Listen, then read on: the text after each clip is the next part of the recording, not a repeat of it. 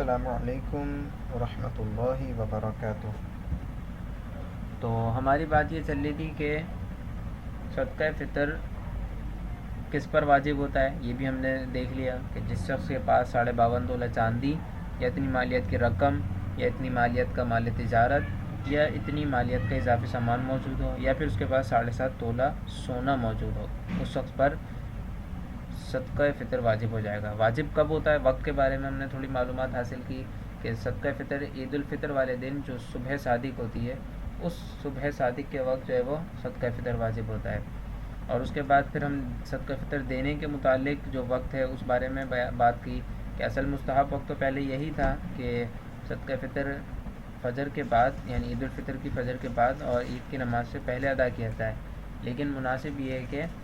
رمضان میں ادا کیا جائے، اور اس کی کچھ وجوہات بھی آپ کے سامنے ذکر کی۔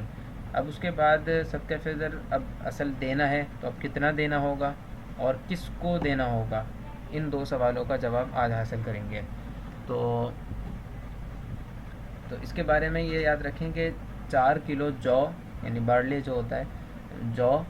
یا 4 کلو کھجور یا 4 کلو کشمش یا 2 کلو گندم یا ستو یا ان کا آٹا یا ان میں سے کسی ایک کی رقم کسی شرعی فقیر کو دے دینے سے صدقہ فطر ادا ہو جاتا ہے۔ اچھا، مثال کے طور پر آپ پہلے یہ دیکھیں، آپ کے پاس جو پہلے مال ذکر کیے گئے تھے میں ان کو دہراتا نہیں، آپ پر صدقہ فطر واجب ہو گیا، اب آپ کو ادا کرنا ہے، تو اب آپ کیا دیکھیں گے کہ میں اپنی حیثیت کو دیکھیں۔ آپ دیکھیں مثال کے طور پہ، یار میرے پاس اچھا نارمل بینک بیلنس بھی ہے تھوڑا بہت، اور میرے پاس پیسہ بھی ہے، میں نارمل اچھے سے اچھا ادا کر سکتا ہوں، تو اب آپ کیا کریں گے کہ آپ یہ دیکھیں گے یار صدقہ فطر جو واجب ہو رہا ہے، جو دینا ہوتا ہے وہ یہ 4 چیزوں میں سے کسی ایک کی رقم یا کسی ایک کو دینا ہوتا ہے، جیسے جو، کھجور، کشمش اور گندم، یہ 4 چیزیں ہوتی ہیں اصل، جو، کھجور، کشمش یا گندم۔ اچھا، اور کتنی دینی ہوتی ہیں یہ بھی لکھی ہوئی ہیں، اگر آپ جو دے رہے ہیں تو 4 کلو دیں گے یا اتنی رقم دیں گے، ان کی رقم بھی دے سکتے ہیں، اور اگر آپ یہی دینا چاہیں، جو ہی دینا چاہیں تو جو ہی دے دیں، یا اگر آپ کچھ اور چیز دینا چاہتے ہیں تو آپ ان کی رقم کو دیکھیں گے، یعنی ان کی رقم بنتی، مثال کے طور پہ جو کی رقم بنتی ہے 500 روپے، تو آپ 500 روپے کی کچھ اور چیز دے دیں غریب کو، ضروری تھوڑی نا اس کو جو کی ہی ضرورت ہوگی، جو بھی اس کو ضرورت ہے آپ اس کی وہ ضرورت پوری کر دیں۔ بہتر یہ کہ آپ اس کے ہاتھ میں پیسے دے دیں، کیونکہ اس کو معلوم ہے نا کیا اس کی ضرورت ہے، تو وہ خود ہی پوری کر لے گا۔ اور اگر آپ چاہتے ہیں کہ آپ ہی پوری کریں تو آپ اس سے اس کی ضرورت پوچھ لیں اور اس کے مطابق اس کو پیسے نہ دیں، لیکن آپ خود اس کی وہ چیز ضرورت پوری کر دیں۔ تو 4 کلو جو اگر آپ کو جو کے مطابق دینا ہے، آپ کھجور کا دے سکتے ہیں تو آپ کھجور کا دے دیں، آپ کشمش کا دے سکتے ہیں کشمش کا۔ بالفرض اس کو یوں سمجھ لیں کہ گندم کا جو ہے وہ مثال کے طور پہ گندم کے لحاظ سے 400 روپے بن رہے ہیں، جو کے لحاظ سے 500، کھجور کے لحاظ سے 600 اور کشمش کے لحاظ سے جو ہے وہ 700 روپے بن رہے ہیں، بالفرض یہ ایک فرضی مثال ہے۔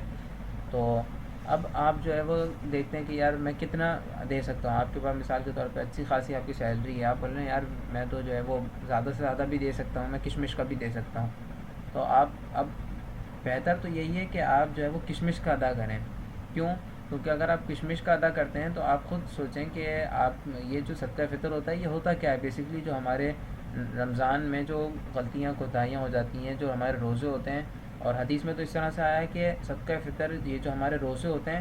یہ معلق رہ جاتے ہیں ہمارے اور ہمارے رب کے درمیان، یعنی اب یہ رب کی بارگاہ میں اس وقت تک مقبول نہیں ہوتے کہ جب تک ہم صدقہ فطر ادا نہ کرتے ہیں۔ تو جس طریقے سے ہم قربانی میں یہ کرتے ہیں کہ ہم کیونکہ اس میں ہماری واہ واہ بھی ہو رہی ہوتی ہے، تو ہم اچھے سے اچھا جانور لا کے ذبح کر کے اور نمائش کر کے اس کو پھر ذبح کرتے ہیں، پھر کیونکہ اس میں تو نمائش ہے اور ہماری واہ واہ ہے، تو اس لیے ہم یہ سوچ رہے ہیں، لیکن صدقہ فطر تو ایک ایسی چیز ہے بس کسی کو دے دیا آپ کو کچھ پتہ ہی نہیں چلا،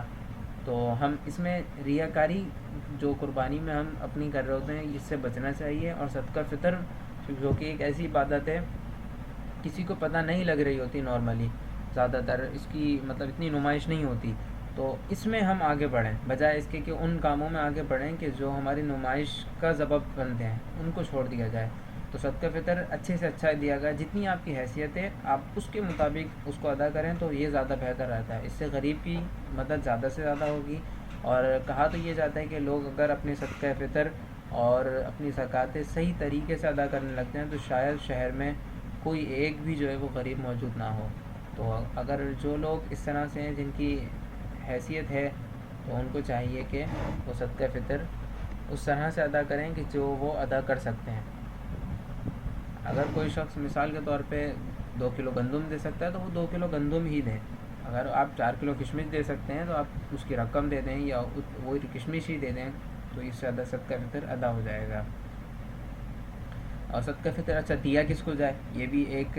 بعض لوگ سوال پوچھتے ہیں. کوئی بولتا ہے کہ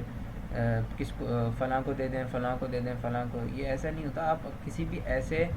شخص کو صدقہ فطر دے سکتے ہیں جو کہ غیر سید ہو. غیر سید مراد سید نہ ہو. سید سے مراد کیا, جو ہاشمی, جو خاندان سے چلے ہوئے آ رہے ہوتے ہیں لوگ, ہاشمی, جو ہاشمی کہلاتے ہیں, اور وہ زیادہ تر سید اپنے نام کے آگے لگایا ہوا ہوتا ہے. ایسے تو پتہ نہیں چلے گا ویسے کہ کون سید ہے کون نہیں ہے, بعض لوگ لگا بھی لیتے ہیں. تو آپ ان سے دریافت کر لیں کہ آپ سید تو نہیں ہیں. اگر آپ سید کو جو ہے وہ صدقہ فطر زکوٰۃ وغیرہ نہیں دے سکتے, تو غیر سید ہو اور اس شخص کے پاس 52.5 تولہ چاندی یا اتنی مالیت کی رقم یا اتنی مالیت کا اضافی سامان یا اتنی مالیت کا مال تجارت یا 52.5 تولہ سونا موجود نہ ہو. یعنی جس شخص کے پاس یہ 5 چیزیں 52.5 تولے چاندی کی رقم کی قیمت کے برابر موجود نہ ہوں اسے دے سکتے ہیں. یعنی اس کو یوں سمجھ لیا جائے, جو شخص بھی غریب ہو رہا ہے اس کے پاس صدقہ فطر مطلب اتنی یہ جو چیزیں بیان کی گئیں یہ مال اس کے پاس نہیں ہے, تو اب آپ اس کو صدقہ فطر دے سکتے ہیں.